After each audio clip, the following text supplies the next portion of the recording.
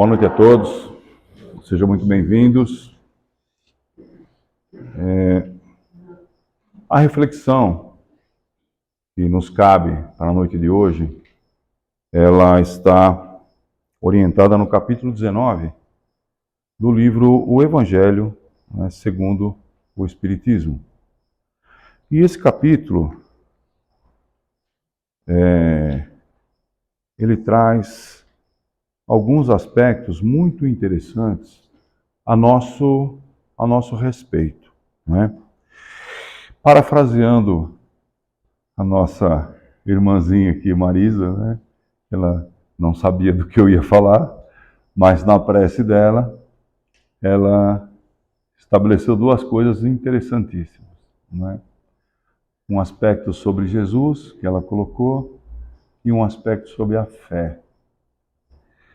E esse capítulo ele fala sobre a fé transporta montanhas. Que coisa interessante, não é? Então, esse texto ele começa uma passagem de Mateus. E Mateus foi um dos evangelistas que foi descrevendo algumas passagens da vida de Jesus. E então, uma ocasião em que todos estavam se reunindo, né, se aproxima um homem e Jesus ajoelha-se aos seus pés, não é? E diz a ele, né, Senhor, tem de piedade de meu filho, não é? Que está lunático. Sofre muito e frequentemente cai, ora no fogo, ora na água. E diz assim ainda, apresentei-o aos vossos discípulos, não é? Mas não puderam curá-lo. E Jesus então responde, né, ao grupo que está reunido, dizendo o seguinte, não é? Como eles eram incrédulos, não é? E até quando eles iriam ainda sofrer por conta disso? E mais ainda, até quando Jesus deveria estar com eles para que pudesse socorrer aqueles que não conseguem ser socorridos? É mais ou menos isso. Essa é a interpretação do que aqui se encontra. E aí então, Jesus, num gesto, ele remove, né, que na tradução desse texto é chamado como um demônio. E aí os discípulos se aproximam e falam, ora, como que nós não conseguimos, então, retirar o demônio? Precisamos recorrer a vós.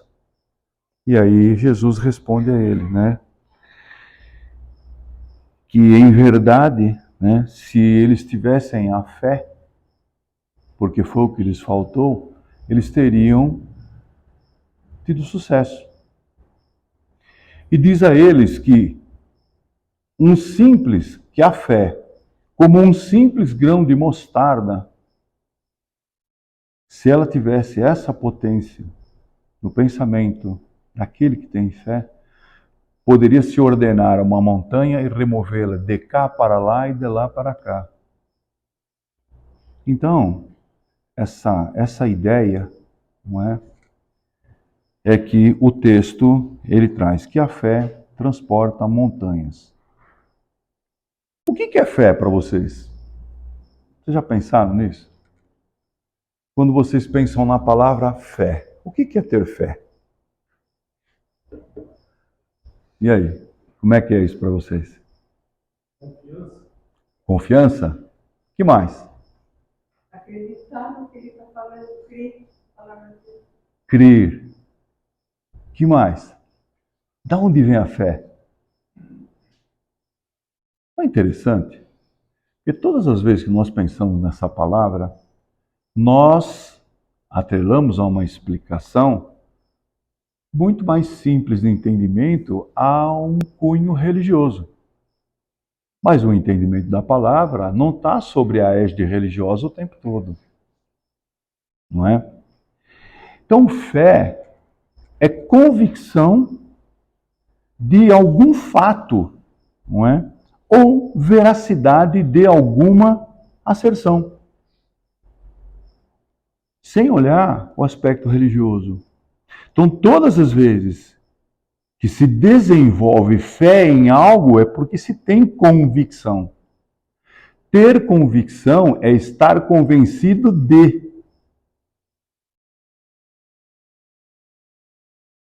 Confiança absoluta, como foi falado aqui. É ter confiança absoluta de que aquilo vai se realizar de encontro com esta razão interior que se encontra dentro daquele que desenvolve a fé. Do que depende isso? Que a grande maioria das vezes as pessoas fazem uma oração como se fosse uma petição. E do que depende para que algo dê resultado? Depende da fé, depende da convicção que aquilo vai se tornar o resultado que se espera. E para isso, na verdade, a fé sempre está atrelado, como foi falado aqui, a uma crença. Então, tudo aquilo que eu desenvolvo como uma crença, ela está relacionado com valores. Eu estou dizendo isso de modo geral. Depois eu vou falar um pouquinho do aspecto religioso. Eu não tenho muito tempo para falar, mas vou dar só uma pinceladinha nisso, não é? Para a gente refletir. Então, essa questão, na verdade, de desenvolver uma crença, desenvolver uma verdade, está muito relacionado com a evolução do espírito. Olha que coisa interessante. Há alguns anos, nós tivemos aqui o prazer de nos encontrar com Alzira Bessa. Alzira Bessa, uma pedagoga fantástica, toma conta do Colégio Allan Kardec, aqui numa cidade divisa, no estado de Minas com São Paulo, não é? E ela é, inclusive, descendente de Eurípides Barçanufo. Tanto é verdade, não é, que esse médium maravilhoso brasileiro, não é, que figurou no Espiritismo no começo do século passado, né, e que tem muita coisa boa que ele trouxe, né, sobre a égide dos espíritos que o acompanhavam. Eles têm um projeto do Eurípides preparado para desenvolvimento do aprendizado do espírito. Olha que coisa interessante. E aí, só alguns excertos do pensamento da Alzira nas nossas conversas, né? Ela tem várias obras publicadas, vale muito a pena ler, principalmente quem mexe com criança, quem tem filhos, quem trabalha com pedagogia, coisa que é muito interessante. Então, ela dizia o seguinte, né? O espírito para aprender, e eu digo o espírito porque todos aqui somos espíritos, antes de sermos as pessoas que somos, nós somos espíritos. E nós não aprendemos só porque estamos na tenra idade, nós aprendemos sempre, até o momento da nossa passagem. É um eterno ir e vir de aprendizados.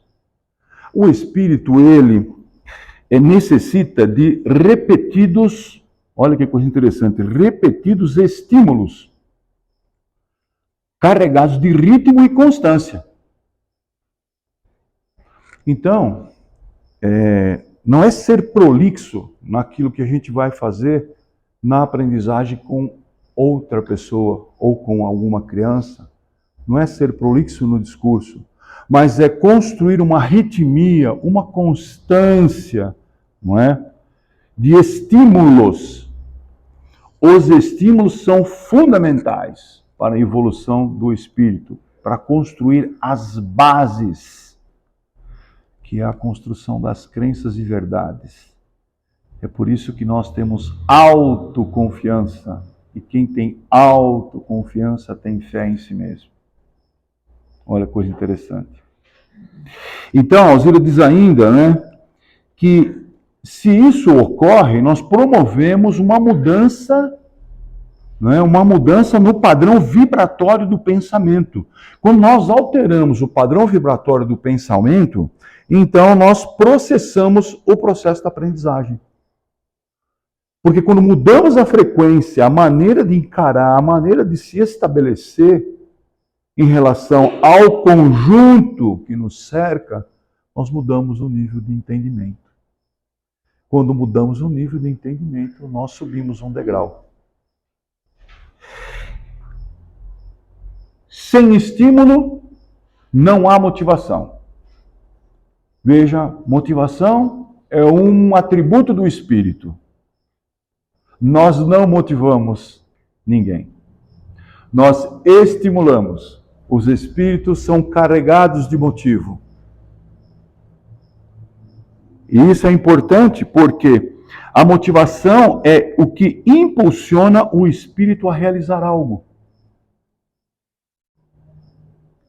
Percebe?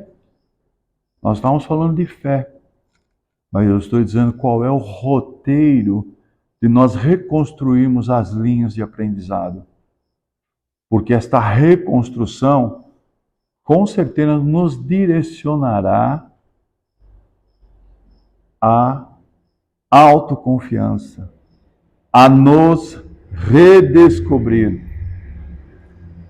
a nos certificar que somos capazes. Não é? O estímulo é uma força que nasce da motivação para que a vontade cresça. Eu vivo sempre falando que um atributo constante do espírito, do ser individualizado como ser humano, é a vontade. O espírito não deixa de ter vontade, porque a vontade alavanca o pensamento. O pensamento é uma matéria fluídica emitida por os espíritos o tempo todo. E isso para aqueles que estão individualizados com a consciência desenvolvida, que é aonde os seres humanos se encaixam nessa cadeia evolutiva. Olha que coisa bacana, não é? Então, a motivação, ela abrange a parte mais sensível da criatura, né? E aonde essa reação, ela não é uma reação motora, não é? Mas é uma reação catalisadora que enviará impulsos à inteligência, não é? Uma mensagem que assim dará uma resposta que é própria dos seres inteligentes. Os estímulos não fazem isso, é a motivação que faz. Portanto, para estabelecer a motivação, precisa haver o estímulo. Porque se não estimulamos, as pessoas não mudam o grau de entendimento. Então, a educação, segundo a nossa colega Alzira, ela diz que é um processo libertador. É um processo libertador de energias, né, onde o estímulo é motivador à realização do que foi idealizado. Então, nos nossos pensamentos, nós temos um processo de ideação constante. Alguém aqui consegue parar de pensar? Não. Porque estamos ideando. Motivados e estimulados, realizamos, idealizamos. Então veja que a estimulação mental aciona a vontade e promove a consciência, ou promove na consciência uma movimentação energética. E todos nós sabemos que a nossa consciência, ela é um recheio de vários filtros, não é? Que imantam a memória. Esses filtros, eles imantam as nossas memórias. Portanto, mudar de ponto de vista é uma coisa complexa para o ser humano. Mudar o comportamento não é uma coisa simples. E na grande maioria das vezes, quando eu não tenho fé, eu vou buscar a fé em alguma outra coisa, eu tenho que tomar cuidado. Porque esta fé tem que estar em mim, ela não pode estar lá, no outro, em um objeto. Essa fé tem que estar nascendo dentro de mim, porque é a convicção. Por isso é muito importante esses momentos de reflexões que nós temos juntos aqui, não é para nós ensinarmos algo, mas é para nós trocarmos experiência, trocarmos um pouco o conhecimento, para poder nos proporcionar momentos de reflexão. E nesses momentos, quem sabe assim, estimular a uma motivação. Quem sabe assim, a encontrar a fé dentro de nós mesmos. Porque muitas vezes nos falta a fé.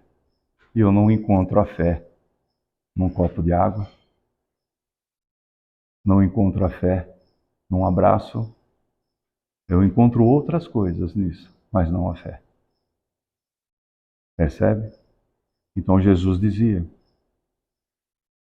que se a fé fosse de um tamanho de um grão de mostarda, remover-se-ia montanhas, de lá para cá e de cá para lá. Isso colocado por Mateus. Tem uma outra passagem da figueira, que Jesus, um simples pensamento e o pronunciamento seca uma figueira.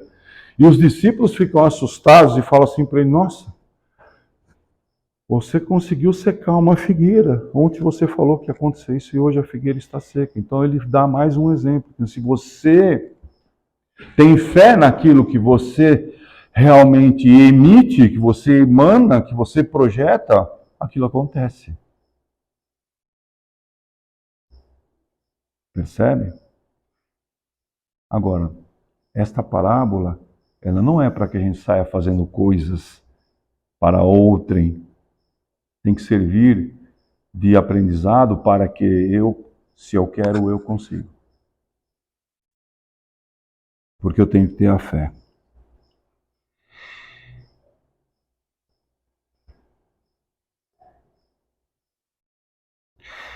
A fé ela pode ser cega ou ela pode ser uma fé raciocinada. E Allan Kardec, ele trabalha muito essa questão da fé cega e a fé raciocinada. Porque a fé, quando nós olhamos, por exemplo, as visões de Paulo, e foi Paulo que trouxe essas visões, das quais, ou da qual a igreja se apropriou mais adiante, e estabeleceu um conjunto de 3 pilares importantes. A visão da igreja. A fé, ela pode ser cega, e eu posso não discutir e seguir aquilo que me foi falado, mas talvez eu não esteja trabalhando conforme a minha crença, assim como a crença do outro. Mas esse valor não foi construído dentro de mim, como eu expliquei que o valor é construído. Portanto, a fé, ela tem que ser construída, porque nós, espíritos, estamos preparados para esta construção, mas precisamos precisamos nos atrever a fazer isso, porque não vai dar certo de primeira. Por que não vai dar certo de primeira? Porque nós temos coisas a desenvolver. Vamos ter muita dificuldade porque temos que passar por esse processo de desenvolvimento. Portanto, a fé é como se fosse a nossa estrela guia e que venham as dificuldades, porque elas virão. Esse é o nosso programa. O meu não é igual ao de vocês, e o de vocês não vão ser igual ao meu. E é assim que é. Então, a fé ela pode ser raciocinada, que é esse primeiro momento de contato que eu trouxe para vocês, para fazer sentido em como eu desenvolvo a fé. A fé não é só eu acreditar em algo. Não, eu tenho que construir esse valor dentro, da maneira com que eu lhes informei aqui. Eu preciso estimular, eu preciso trabalhar a minha memória, eu preciso saber definir o que é a inteligência e o que é a motivação. E a partir desse momento, então, eu começo a ter o quê? Um raciocínio de como isso vai acontecer, como isso pode ser promovido em mim. Ah, não deu certo essa vez, mas será que era para dar? Você não aprendeu com o que foi errado? Não aprendeu com o que deu errado? Então tem que aprender, porque não deu certo, porque tem que aprender mais. Essa é a questão, não é? Então, Kardec deixa uma métrica muito interessante. Ele diz assim: espíritas, primeiro amai-vos, e logo após instruí-vos. Se vocês não se amam, não espere que vocês terão facilidade de amar o outro e que o outro possa amar vocês. Uma passagem de Divaldo que é muito legal a esse respeito. Se você não me ama, não tem importância, porque as pessoas podem não amar as outras. Mas se eu não amar vocês, esse problema é meu. Porque eu não me permito não amar o ser humano, o outro. Olha que coisa interessante. E assim é muito legal. Então o Divaldo ele vai falando sobre o amor, a importância de como isso é relacionado com esta construção. Então, amem-se, mas vão se instruir. Não se mantenham cegos às coisas. Essa é a orientação. Né? E nós temos nesse trecho, né, nessa obra que foi colocada, ela tem uma transposição de várias psicografias da época, juntamente com algumas passagens do Evangelho. Por isso que esta não é uma obra, não é um evangelho igual ao evangelho que é convencional. Não, são passagens que têm uma relação intrínseca com a contribuição dos espíritos que Kardec foi orientado para construir isto aqui. Então, José, um espírito protetor, em Bordeaux, em 1862, ele fala sobre a fé, mãe da esperança e da caridade. Essa é a trindade que Paulo colocou. Fé, esperança e caridade. Então, Paulo, ele dizia que a fé é a base da esperança e a construção importante para a caridade. E assim, mais adiante, isso foi apropriado com a fé cristã, com o desenvolvimento da fé cristã ao entendimento de como deveria ser uma doutrina teologal. Ou seja, a teologia entende dessa forma. Mas quem enunciou esse conceito foi Paulo. E nesse texto aqui, o Espírito José, ele vai dizendo, né, que para a fé ser proveitosa, ela deve ser ativa. Ela não deve ficar adormecida. Então, quem tem fé todo dia. Eu não tenho fé só quando eu estou passando aperto. E na grande maioria das vezes é o que a gente faz. Todos nós fazemos, inclusive eu. Quando você está mais apurado, você lembra, putz, preciso ter fé. Se eu tiver fé, dá certo. Não, você tem que ter fé todo dia. Tem que fazer tudo com fé. Porque a fé é a convicção de algo, de uma asserção. Se nós construímos isso desde a nossa mais tenra infância, não há como discutir. Agora veja, tem a fé, num segundo texto, que está aqui, a fé divina e a fé humana. Aí nós vamos olhar alguns aspectos. O que nos faz entender que a fé tem uma contextualização divina são pelas passagens de Jesus. Olha que coisa. Se nós olharmos as passagens só como se fosse um texto, nós estamos simplesmente fazendo uma leitura. Mas se nós olharmos as passagens, aproveitando aquilo, e não pensando nos prodígios que foram criados, mas pensando que aquilo é capaz de ser realizado em relação a outra pessoa, que é a projeção do amor, que é o entendimento, que é o respeito, que é o controle das paixões, que é a caridade. Tudo isso complementa a base mais importante, que é a estrutura, é ter uma convicção de que Jesus, quando fazia as coisas, ele tinha fé em Deus. Porque Deus estava em tudo. E era essa dificuldade que os apóstolos tinham para entender, mas como que Deus está em tudo, nós não conseguimos fazer as mesmas coisas que faz Jesus. Mas eles faziam. Na condição deles, mas faziam. Então, para nós encerrarmos, não há uma diferença entre fé divina e fé humana, não é? E aí o Espírito diz assim, né, é muito interessante, eu vos repito, a fé humana e divina é uma só. Se todas as criaturas encarnadas estivessem suficientemente persuadidas da força que trazem consigo e se quisessem pôr a sua vontade a serviço dessa força, seriam capazes de realizar o que trazem consigo. Isso é um espírito deixou psicografado.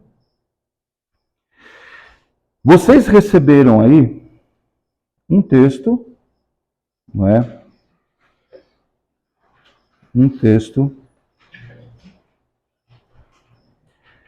que é uma prece de caridade.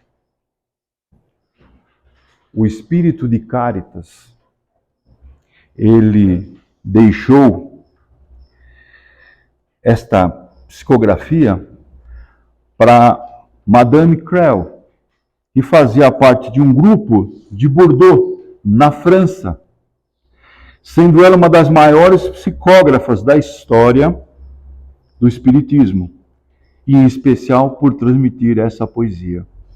Esta prece, além de ser proferida, ela deve ser analisada com que fervor que esse espírito de Caritas, ele trouxe essa psicografia. Eu vou pedir para todos 2 minutos, vou reduzir a luz da sala. E vou pedir para vocês fecharem os olhos,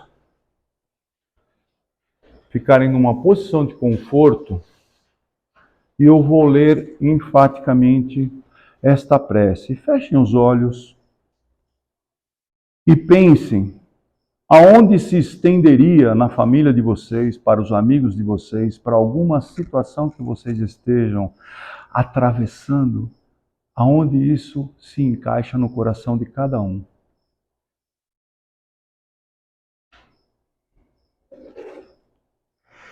Deus nosso Pai, que sois todo poder e bondade, dai a força àquele que passa pela provação, dai a luz àquele que procura a verdade, ponde no coração do homem a compaixão e a caridade. Deus, dai ao viajor a estrela guia, ao aflito a consolação, ao doente o repouso. Pai, dai ao culpado o arrependimento, ao espírito a verdade, à criança o guia e ao órfão o pai. Senhor, que a vossa bondade se estenda sobre tudo o que criastes. Piedade, Senhor, para aquele que vos não conhece, esperança para aquele que sofre. Que a vossa bondade permita aos Espíritos Consoladores derramarem por toda a parte a paz, a esperança, a fé. Deus, um raio, uma faísca do vosso amor pode abrasar a terra. Deixai-nos beber nas fontes dessa bondade fecunda e infinita, e todas as lágrimas secarão, todas as dores se acalmarão. E um só coração, um só pensamento subirá até vós, como um grito de reconhecimento e de amor. Como Moisés sobre a montanha, nós vos esperamos com os braços abertos. Ó poder, ó bondade, ó beleza, ó perfeição. E queremos de alguma sorte merecer a vossa divina misericórdia. Deus, dai-nos a força para ajudar o progresso, a fim de subirmos até vós. Dai-nos a caridade pura, dai-nos a fé e a razão. Dai-nos a simplicidade que fará de nossas almas o espelho onde se refletirá a vossa divina e santa imagem. E que assim seja. Meus queridos e nobres irmãos, guardai sempre essa prece com vocês, mas não as utilize sempre no momento de tristeza ou de precisão. Faça-a sempre que o seu coração pedir. Olha a fé com que foi proferida essa oração para essa senhora que as trouxe para o resto da humanidade. Que vocês tenham uma maravilhosa semana e que aqui recebam aquilo que vieram buscar na noite de hoje. Meu muito obrigado.